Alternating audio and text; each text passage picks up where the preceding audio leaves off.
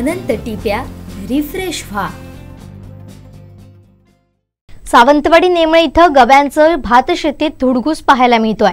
वायंगणी भातशेतीला या गव्यांनी लक्ष केलंय। नेमळे येथील दिगंबर वायंगणकर यांच्या वायंगणी भातशेतीत बुधवारी भरदिवसा शिरून गव्यानं भातशेती फस्त केली आहे, त्यामुळे त्यांचं मोठ्या प्रमाणात नुकसान झालंय।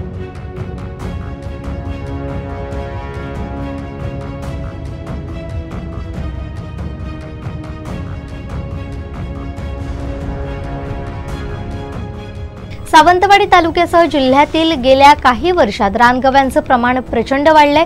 काही वर्षात शेतकऱ्यांनी जंगलालगतची भातशेती करणं सोडून दिलंय। वन विभागानं तात्काळ उपाययोजना करण्याची मागणी शेतकरी वर्गाकडून केली जाते।